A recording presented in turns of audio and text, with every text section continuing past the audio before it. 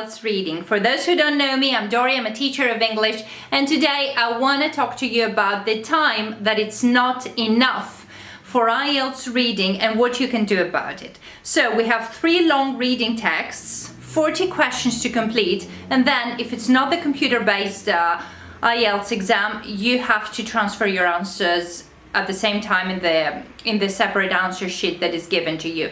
But the main problem is that the time that they give you is not enough in order to read the whole thing and answer the questions as correctly as possible, of course. So I have a strategy for you.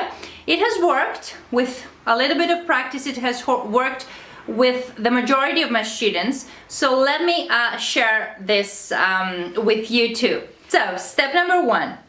I suggest reading the title, so as for you to know what the test is going to be about, more or less, and then reading and underlining the first 2 lines of each paragraph, only the first 2 lines. This is usually, the majority of times, what the topic of each paragraph is about. This is what writers do. They say in a topic sentence what their paragraph is going to be about, and this is what you're asked to do in a task 2 writing essay as well.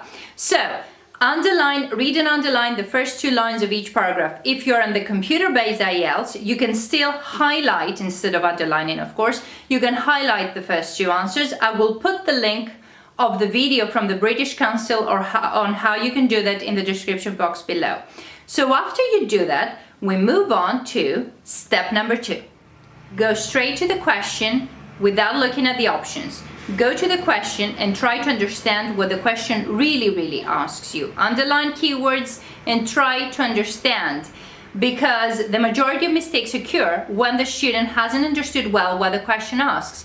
They just think they know and go find the answer or look at the options and get confused. So try to understand with keywords and the meaning of the question, because the answers are going to be paraphrased. Once you've done that, don't look at the options. The options are there to confuse you, and most probably you're going to see all of them, or at least 2 of them are going to be very similar. So go back to the text and try to locate the answer from the underlining you did in the first step. So more or less you know what the answer is, and try to read that part a little bit more carefully with scanning.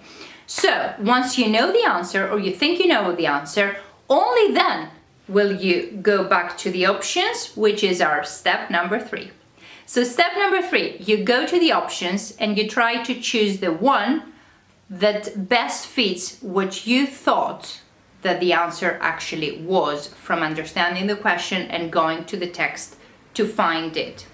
Now, at this point, I want to tell you something. There's going to be a lot of paraphrasing. So base your answer onto the meanings, the same meanings and not the same words. When you see exact same words, be aware a little bit. It doesn't mean that it's going to be necessarily wrong, but it's usually a trap. So pay attention to meanings instead of words.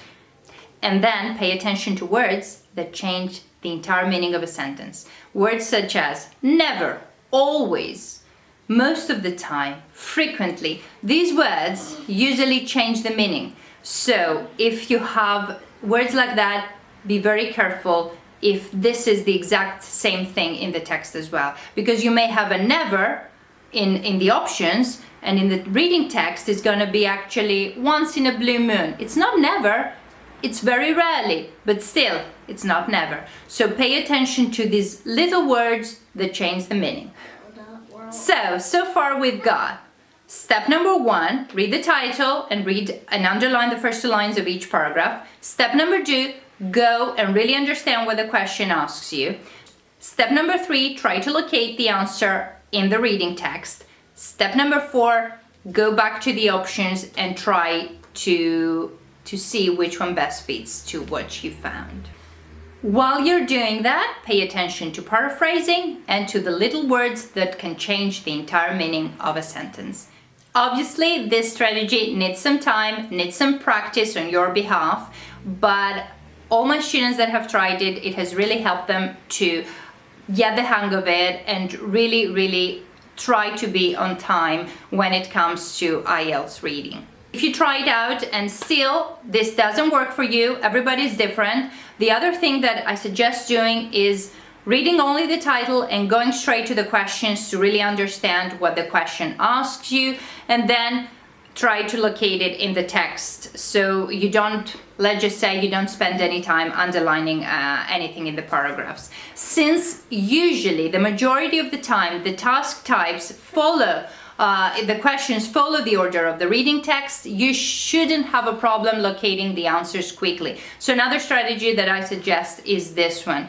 I never suggest reading the whole thing first or even skimming it. I think it's a waste of time at this point. These texts are scientific, difficult texts, and skimming, in my opinion, is not going to help you. However, if you do underline, immediately your mind focuses on something that is more specific and you get the gist of the text in that way. That's why I suggest the first strategy. So try it out, give it some time with practice tests. Tell me what you think of it. Tell me in the comment section if it has worked for you or not.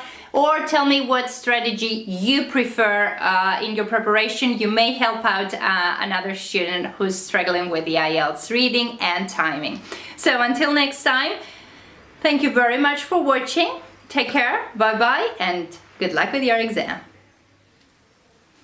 Obviously, this strategy needs a little bit of working out. Obviously, this strategy needs... Dory, it's not very polite to say... They're not gonna see me. Step number 3, try to locate